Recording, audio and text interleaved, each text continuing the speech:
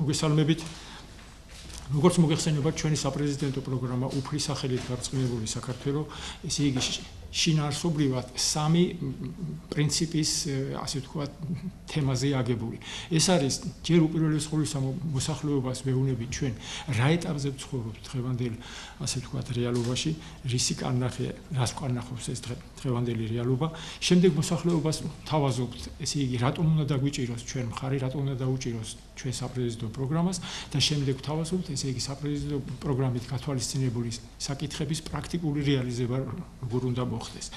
ესე იგი, ჩვენ უკვე საქართველოს ამომრჩევლებს უთხარით იმ უდიდესი სულიერი მისიის თაობაზე, რომელიც აქვს ქართველებს და საქართველოს იმ დროის მონაკვეთში, რასაც მეორედ მოსვლის წინარე ბოლო ჟამი ქვია. ჩვენ ვესაუბრეთ ასევე ამომრჩევლებს, ესე იგი, ჩვენი საპრეზიდენტო პროგრამის პირველ პუნქტთან დაკავშირებით, რომელიც ეხება, ესე იგი, არსებული პოლიტიკური რეჟიმის შეფასებას, პოლიტიკურ შეფასებას დანაშაულებრივ რეჟიმისა და მის საფუძველზე ახალი რიგარისის საპარლამენტო არჩევნების დანიშვნას. და გავაცანით მოსახლეობას ის, ესე იგი, თუ მოსახლეობა დაუჭერს ჩვენ საპრეზიდენტო პროგრამას მხარს და მე ვიქნები საქართველოს პრეზიდენტი, ის პირველივე ეტაპზე განხორციელებელი სამართლებრივი აქტები, რომლებიც საფუძვლად დაედება ახალ რიგარისის საპარლამენტო არჩევნების დანიშვნას. დღევანდელი ჩვენი, ასე ვთქვათ, თემა მინდა საქართველოს მოსახლეობას გავაცნოთ ჩვენი შეხედულება საქართველოში მართლმადიდებლობის სახელმწიფო რელიგიად გამოცხადებასთან დაკავშირებით, ესე იგი, რომლის განხორციელება ჩვენ გვესახება ორ ეტაპად დღეს წარმოგიდგენთ ამ თემატიკის პირველ ნაწილს. ეს არის ქვეყნის მოწყობის ადმინისტრაციული ტერიტორიული საკითხების მოგვარებისა და საპარლამენტო სტრუქტურული აგებულების თემატიკა. მოგეხსენებათ თქვენ, რომ აი ამაშიც, ესე იგი, საქართველოს სულიერი მისიიდან გამომდინარე პოზიციიდან მინდა ვისაუბრო და ვიდრე უშუალოდ იმ თემატიკაზე ვიტყოდეთ, რასაც ადმინისტრაციული ტერიტორიული მოწყობის საკითხები ქვია, ოდნავ წინარე ისტორიის თვალსაზრისით მინდა გადავავლოთ თვალი საქართველოს იმ ისტორიას, თუ როგორი ადმინისტრაციული ტერიტორიული მოწყობის პროცესები გაიარა აი ამ მრავალსაუკუნოვანი ისტორიის მანძილზე. და არც მეტი არც ნაკლები ჩვენ გვინდა დავიწყოთ ნოეს წარმოშობილი ეპოქიდან. მოგეხსენებათ თქვენ, რომ წარმოშობილი ეპოქის დამთავრება უკავშირდება არარატის მთაზე კიდობნის გამორიყვას. და ბიბლიაში არის ასეთი ინფორმაცია, რომ როგორც კი კიდობნიდან გადმოდის ნოე, ის აშენებს ვენახს. რატომ არის ეს თემატიკა მნიშვნელოვანი იმ არსისთვის, რასაც ამ შემთხვევაში ჩვენ ვიძახით? ვენახი ეს იგაური მინიშნება იმაზე, რასაც ჩვენი ქვეყნის, ჩვენი ერის სახელდებასთან პირდაპირ კავშირი აქვს. ეს არის ქართველი. ქარაგმით ქა ნიშნავს ქრისტეს, რთველი კიდე რთველის, ანუ ვენახის მოწევის პროცესია, ანუ ქართველი იძახის ქრისტეს რთველის, ასე ვთქვათ, შინაარსს. სწორედ ნოეს მიერ გაშენებული ვენახი უთითებს იმ ტერიტორიას, რასაც დღევანდელი საქართველო ქვია.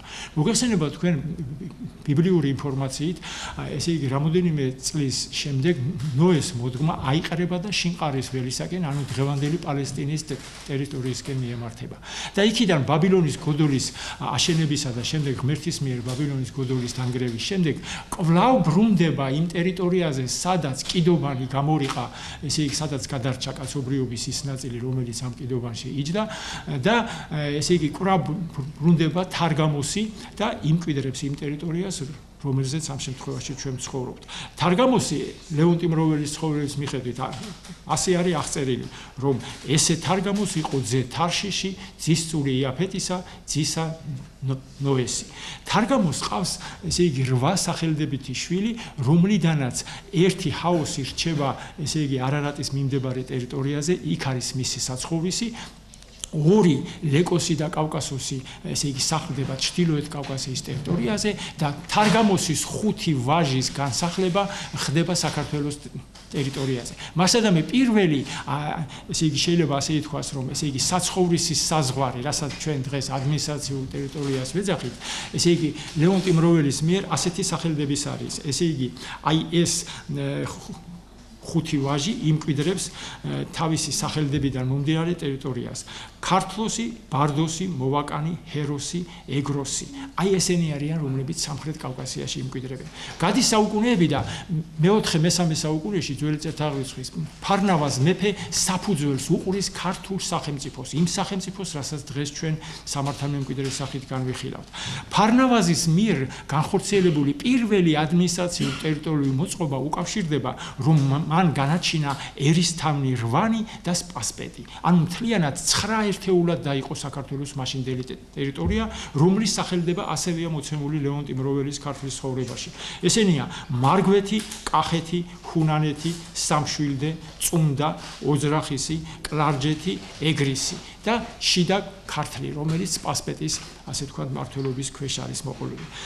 გადის კიდევ საუკუნეები და მე-8 საუკუნეში არჩილ მეფის მიერ გატარებული, ასე ვთქვათ, ადმინისტრაციული ტერიტორიული მოწყობის საკითხი, ასევეა მოცემული ქართლის ცხოვრებაში, იგი თავისი ძმის შვილს, 7 ქალიშვილს გაათხოვებს 7 ერისთავზე და მათ საცხოვრისად გამოუყოფს ტერიტორიებს, რომლებიც ასევე სახელდებით არის, ესე იგი ქართლის ცხოვრებაში მოცემული. ესენია კლარჯეთი და ჯავახეთი, თლიარეთი, ტაშირი, ამოცი, ზენასოფელი, ანუ ქართლი, რომელსაც დღეს ჩვენ ვეძახით, ესე იგი ჯუარის, ხერგი, მთიულეთი, მანგლისი, ტფილისი და აფხაზეთის მთავარს ლეონს აძლევს მეშვიდევას და თავად ესე იგი უშუალოდ არჩილ მეფის დაქვემდებარებაშია ეგრისი, სუანეთი, თაკუერი, არგოეთი, გურია, კლარჯეთი და შუამთიანეთი. მოგეხსენება თქვენ რომ პირველი საქართველოს გაერთიანებული მეფე, ესე გაერთიანებული საქართველოს პირველი მეფე ეს გახლავთ ბაგრატ მესამე 975 წელს და მის ტიტულატურაში, ანუ ის თუ რა ტერიტორიას ფლობდა ის, ამდაგვარი სახელდებაა მოცემული. ის იყო მეფე აფხაზთა, რაც მოიაზრებს მთლიანად დასავლეთ საქართველოს თემატიკას, ის იყო მეფე ქართველთა, რაც მოიაზრებს ქართლისა და მესხეთის, ასე ვთქვათ, სამფლობელოებს, იყო მეფე რანთა და კახთა. მოგვიანებით, ესე იგი დავით აღმაშენებლის ტიტულატურა კიდევ უფრო შეივსო დასახელების კუთხით და ესე იგი დავით აღმაშენებლის ტიტულატურის ჩამონათვალი ასეთია, ის იყო მეფე აფხაზთა, ქართველთა, რანთა, კახთა და სომეხთა, შაჰანშა, ეს არის ანისის მეფეთა ტიტულა და შირვანშა, ესე იგი შირვანშის მეფეთა ტიტულა გახდათ.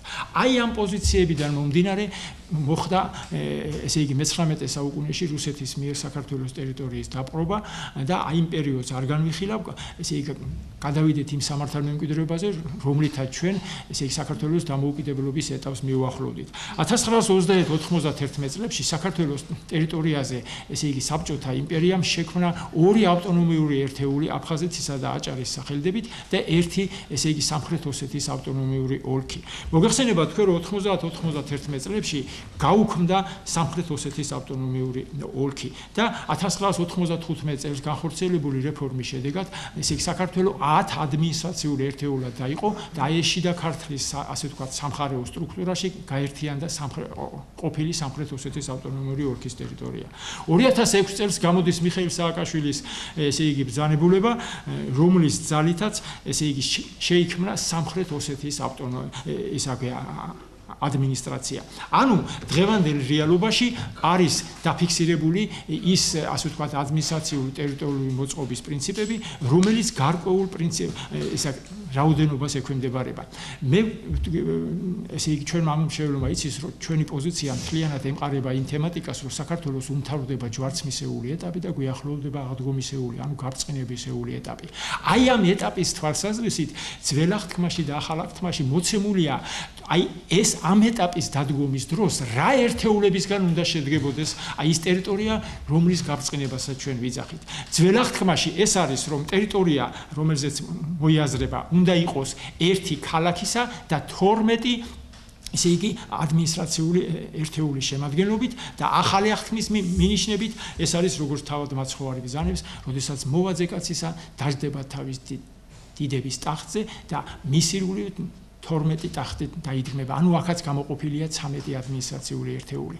და ჩვენი აზრით, ესე იგი, ჩვენი საპრეზიდენტო პროგრამა, ესე იგი, მოწონების შემთხვევაში და ჩემს მიერ პრეზიდენტის რანგში არჩევის, ესე იგი, უახლოეს დროში, ესე იგი, საქართველოს მოსახლეობას შევთავაზებთ ჩვენი ქვეყნის, ესე იგი, სამხარეო პრინციპზე დააყრდნობის, ესე იგი, დანაწილების საკითხს. მოგეხსენება თქვენ დღევანდელ კონსტიტუციაში, ესე იგი, მეორე მუხლში ასეა მითითებული. საქართველოს ტერიტორიული სახელმწიფოებრივი მოწყობა განისაზღვრება კონსტიტუციური კანონით უფლებამოსილებათა გამიჯვნის პრინციპების საფუძველზე ქვეყნის მთელი ტერიტორიის საქართველოს იურისდიქციის სრულად აღდგენის შემდეგ. ჩვენ მიგვაჩნია, რომ ვიდრე საქართველოს ტერიტორიული პრობლემები მოგვარდება, ჩვენ უნდა შევქმნათ ის პრინციპი, რასაც ქვია სამხარეო დაყოფაზე აგებული საქართველოს ტერიტორია და როგორც გითხარით, ეს ნაწინასწარმეტყველების მიხედვით 13 ერთეულისგან უნდა შედგებოდეს და გვინდა ვთქვათ, რომ აი ის, რასაც სამხრეთ ოსეთის, ასე ვთქვათ, ადმინისტრაცია ქვია, ჩვენი აზრით, ამ ტერიტორიის სახელდება ყველაზე უკეთ შეესაბამება იმ შინაარსს, რასაც მისი ადგილმდებარეობა ქვია. ამიტომ ჩვენ ვთავაზობთ, რომ ამ დასახელების ნაცვლად საქართველოს ადმინისტრაციულ ტერიტორიულ უკაზე გაჩნდეს ცნება ჩრდილოეთ ქართლის ოლქი. მასადამე ჩვენ გვაქვს ქვემო ქართლი, გვაქვს შიდა ქართლი, ისტორიული რეალობაში ჩვენ გვქონდა, ესე იგი, ზენა ქართლი, რომელიც თრიალეთისა და თორის ტერიტორიას, ბორჯომის რაიონის და აი მონაკვეთს მოიცავდა და აი ადმინისტრაციულად, ესე იგი, ეს ტერიტორია მდებარეობს ჩრდილო ქართლის ტერიტორიაზე და აი, ასე ვთქვათ, ამდაგვარად წარმოგვიდგენია ჩვენ აი ამის ფორმირება. პარალელურად ამისა, ესე იგი, ჩვენი აზრით აუცილებელია გატარდეს რეფორმა საპარლამენტო სტრუქტურულ აგებულებასთან დაკავშირებით. კერძოდ, ჩვენ მიგვაჩნია, რომ პარლამენტი უნდა გახდეს ორპალატიანი, ერთი უნდა იყოს წარმომადგენლობითი პალატა, რომელიც შედგება, უნდა იყოს შემდგარი 80 დეპუტატისაგან და მათი არჩევა მოხდება პროპორციული წესით და მეორე უნდა იყოს მხარეთა პალატა, ესე იგი, რომელიც მხარეთა აი ამ მხარეებიდან მომდინარე მაჟორიტარულ პრინციპზე მოხდება მათი არჩევა. და აი ჩვენ გვინდა საქართველოს მოსახლეობას გავაცნოთ ჩვენი ერთ-ერთი ინიციატივა იმასთან დაკავშირებით, თუ ესე იგი, როგორ უნდა გადაიჭრას პარლამენტის ადგილმდებარეობის საკითხი.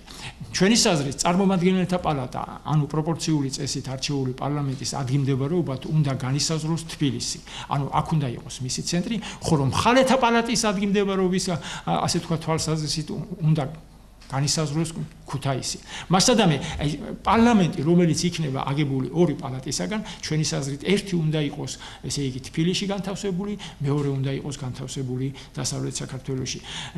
მოგეხსენებათ თქვენ, რომ ქართული კაცის ცნობიერებაში არსებობს ორი საქართველოს პირობითი სახელდება, ეს არის აღმოსავლეთ საქართველო და დასავლეთ საქართველო. ბუნებრივია, ჩვენ გვაქვს ჩრდილოეთ საქართველო, სამხრეთ საქართველო, მაგრამ როგორც წესი ტერმინოლოგიურად ასეა დამკვიდრებული. აი ამ ორის გაერთიანების კუთხით, არსობრივი მხარის გაერთიანების თვალსაზრისით, სწორედ აი ამ შინაარსს ვთავაზობთ, რომ პარლამენტის მხარეთა პალატა და ესე იგი წარმომადგენელთა პალატა ერთი თბილისში და ერთი ქუთაისში განთავსდეს.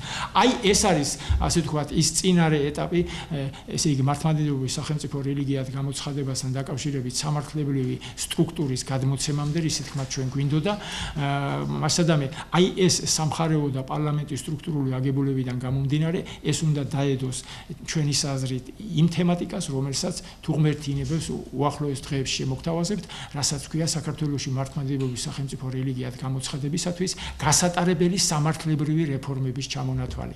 ანუ ჩვენ მოსახლეობას გავაცნობთ რა ღონისძიებები, ესე იგი, როგორ უნდა გადაიჭრას ის საკითხი, რასაც ქვია, რომ ეკლესია არ უნდა ერეოდეს სახელმწიფო საქმიანობაში და სახელმწიფო არ უნდა ერეოდეს ეკლესიის საქმიანობაში, მაგრამ მათი ერთობლივი მუშაობით უნდა, ესე იგი, აგებული იყოს ის განვითარების ხაზი, რასაც საქართველოს სახელმწიფოებრიობა ქვია.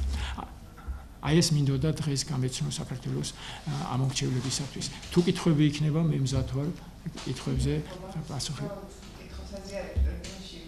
კი ბატონო.